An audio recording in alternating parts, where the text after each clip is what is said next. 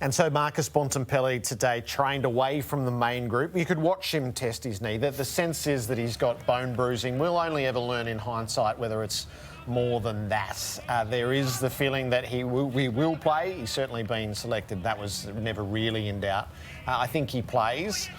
But there's a fine line here, isn't there? And you've lived the fine line. Yeah, well, Richmond have lived the fine line. We spoke about that game 2018 preliminary final versus Collingwood, and Dustin Martin had that corky, which we had the week off. So you think with a corky he'd be able to get over it, but it was a really weird one actually, that he sort of copped the corky and then got in his car, drove back from the MCG to Punt Road, got out of his car and went, all of a sudden, oh, hang on a second, and was never 100%, possibly never even 75%. You were calling that game. And you could tell in the first 3 minutes that he shouldn't have been out there. Yeah. So it was one of those huge risks. You went, no, that's not going to work at all. Yeah, and the other one was David Ashbury spent the night in hospital, which a lot of players didn't know the night previous. So what's the tipping point? Well, I think it's 1. 2 is risky. But, I mean, it's very, very hard and very brave to go and tell your captain of your football club who says he's right to go at 75% that you're not going to play him. Now, where they play him may be the key to answer that question. Do you stick him at full forward and go, Marcus, you can't win it for us in the middle because you're not going as well as what we'd like you to go in terms of injury. Can you kick 6 and win us single-handedly off your boot? It would be a big thing if he could. Here's Luke Beveridge with me this morning on SEN ahead of today's training session. We're really hopeful that he's going to be okay, and if he isn't, then we're just going to have to, as we have all year, we're going to have to spread the load and fulfil his role with someone else, and believe we can get the job done. But yeah, he's an amazing player and leader, and it'd be a huge loss if he doesn't come up. So we'll wait to see, but the sense is that he will play. On a Port Adelaide side of things, we learnt as the week went on that Georgiades hadn't pulled up particularly well out of the Sandful game, so not yet. He'd be a chance in a couple of weeks' time if that does happen to present. And Sam Palpepper's the perfect medical sub. He's proven that. Yeah, no, they look unchanged, and it's key when you're going into finals like this is that if you can keep some sort of team together and not have the outs and not have the injury cloud over key players, it actually, I think, can breed success and breeds confidence into sides as well. All right, so the Bontempelli factor in all of this.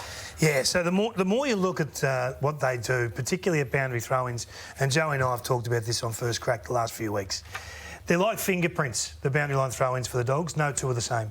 There's a different structure, a different mechanism. So look at what Bontempelli does. So normally the 3 midfielders park at the front, closest to the boundary, but not Bont. He says to Treloar, you're half forward, you go to that midfield spot on Lions, and I'll go to the half forward spot. I get the match up at Daniel Rich.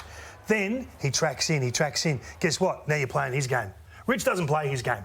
So he gets the footy, a handball that separates traffic, and now you've got Lions versus the speedy half forward. Look at Treloar go. And then you've got Bont. Zorko's going, well, hang on, who's got Bont? Now I've got Bont again. So then they charge for it. Now, they are desperately unlucky for this not to fall in the hands of Treloar or Bontempelli. Yes. Like, that is just the oval-shaped ball doing a number on you there. But every stoppage, boundary throw-ins, they're the best in the comp against the best. Against top 8 teams, they are the best. And it's because of their creativity. I think they can kick goals from midfield boundary throw-ins that can shape this game.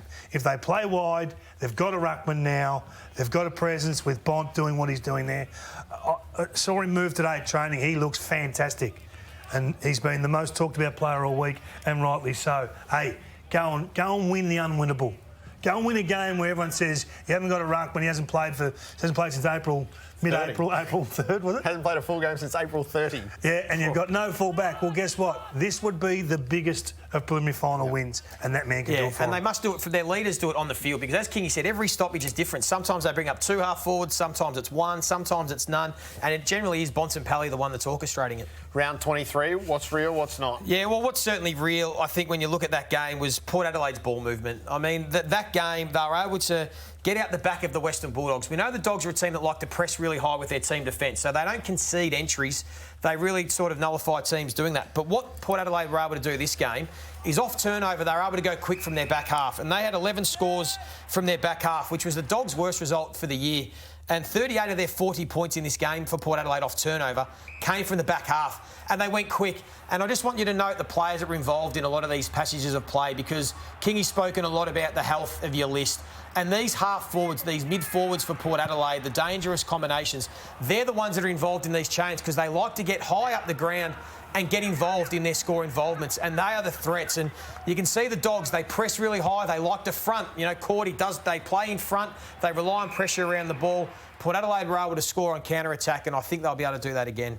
So when you take a look just there, the season rankings of score involvement. So over the course of the year, on the left-hand side, it's been Wines, Dixon a forward, Boak and Amon. The last 3 weeks, you see the names that are now involved in the score involvements. The top four there, Rosie, Butters, Gray. That's scary for opposition when you've got those talented players being the ones involved in the score involvements. In a lot of that footage you're showing there, Joey, it's the defenders from the Bulldogs actually chasing their players back inside forward 50. So clearly it's the strength of Port Adelaide. Talented half-forward line. Hard to stop. Very, very hard to stop. And you were worried about the Dogs' disposal that night? Yeah, we're just trying to find what's not real and somewhere where you go, let's give the Western Bulldogs some hope. And this really stood out when you take a look at the numbers from this game. It was the Western Bulldogs' lowest disposal count for the year. But have a look at the midfielders in that game. So it was Bontempelli's lowest disposal count. McRae, it was probably only the second time he didn't have 30 touches for the season. Liberatore, Dunkley, Treloar, Hunter, they were all down. I don't think that could happen again. And they only lost by 2 points. So is that something, Kingy, the Western Bulldogs can look at and go, hey, as a collective, we couldn't have got less football. They normally all get 30 plus, the lot of them. So maybe there is something in it for them saying, geez, if we can just get a bit more football, put the Port Adelaide defence under a bit more pressure, hey, who knows? We'll give ourselves a chance.